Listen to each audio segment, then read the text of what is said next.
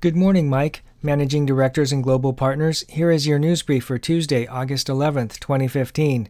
The big news overnight happened when China unexpectedly devalued the yuan to try and stimulate its economy.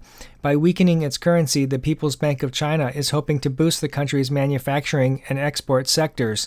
The PBOC cut its daily reference interest rate by 1.9%, causing the yuan to fall from 6.21 per US dollar to 6.33 per dollar, the biggest one-day drop since January 1994.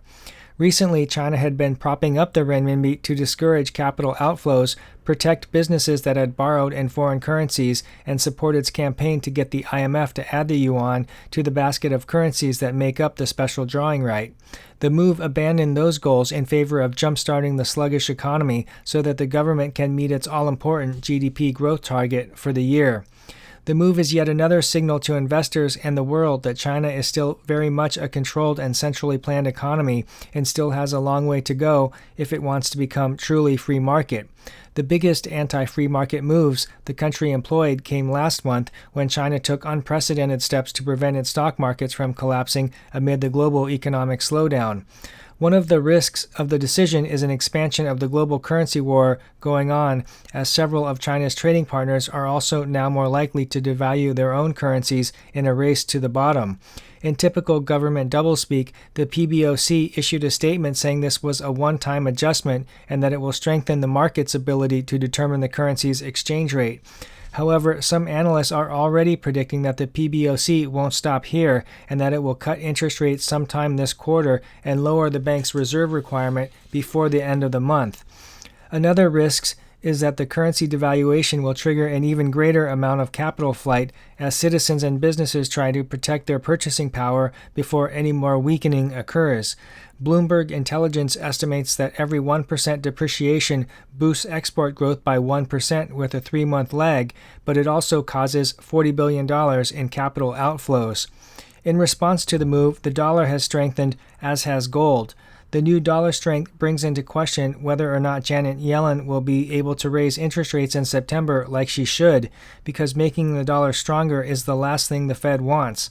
So the Chinese may have done the Fed a favor by providing it with an excuse it can use to keep interest rates where they are a little while longer. Next, after what are being described as marathon negotiations, Greece and its European creditors have reached an agreement in principle on the third bailout that will provide the country with more debt rope with which it can hang itself. The Greek parliament will vote on the agreement before the end of the week, and passage is expected. Before receiving any new funds, the country must meet 35 preconditions. Once those conditions are met, 85 billion euros of new credit will be extended to the country over the next 3 years. Greece has a 3.2 billion euro loan payment due on August 20th to the European Central Bank. If everything goes as expected, Greece will receive enough new bailout funds to make the payment on time.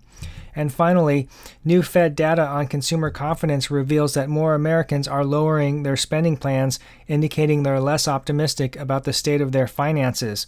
This could mean they are carrying too much debt and want to delever, and or their incomes aren't keeping up with inflation and they know they need to cut back on discretionary spending.